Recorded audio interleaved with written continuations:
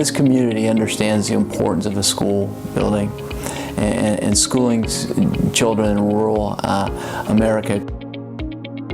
People here appreciate their school, they appreciate their community, they're willing to do a lot of different things to keep it going and maintain what they got, and so that's appealing.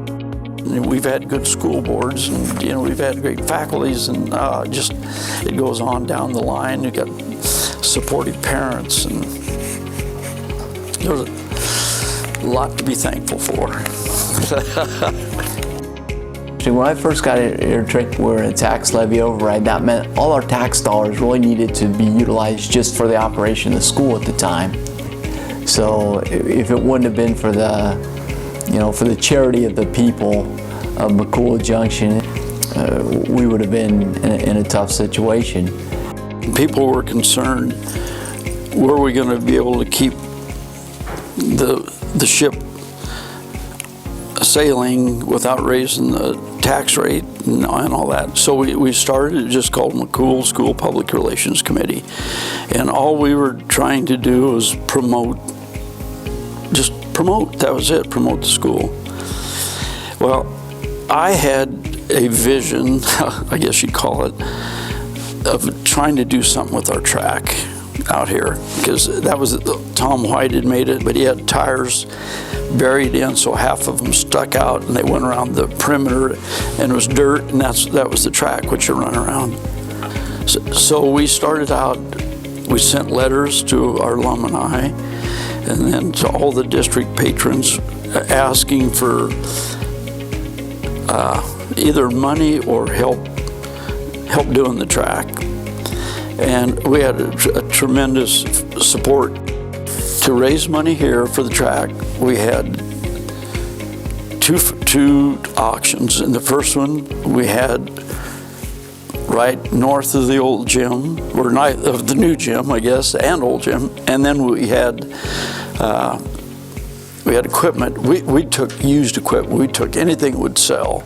Hay bales, it didn't matter. So we took stuff. And so we had stuff in the gym and stuff in the street.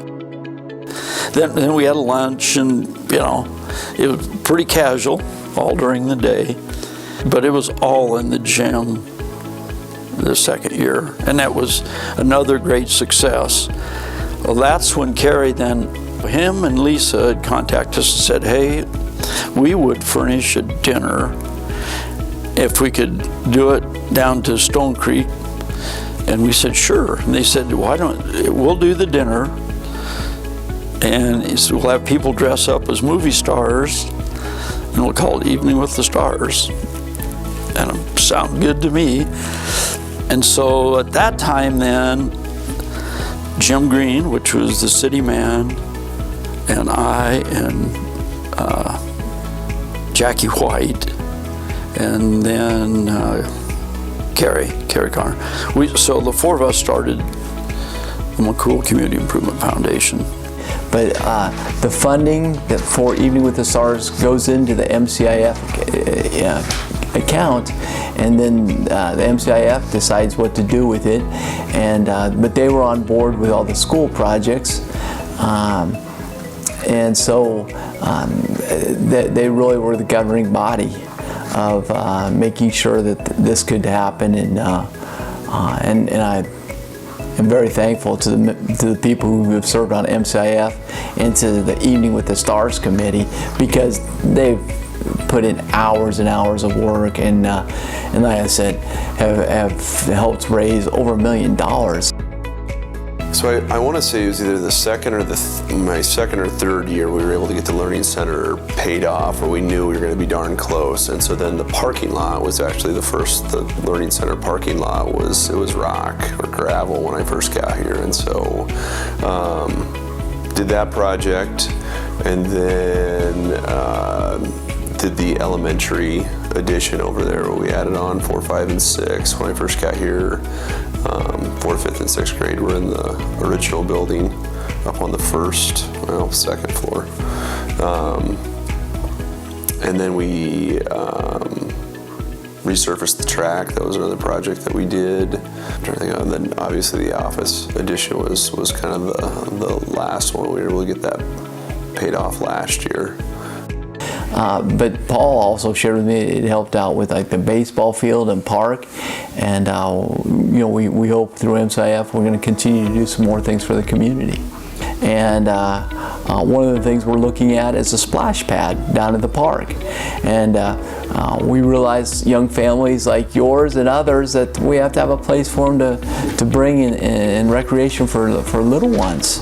And so I think my generation has to remember the growth of a community is going to come from bringing young families in and providing opportunities, recreational opportunities for families to move to. Improve the community, you're improving the school, and if you improve the school, you're improving the community. Those things are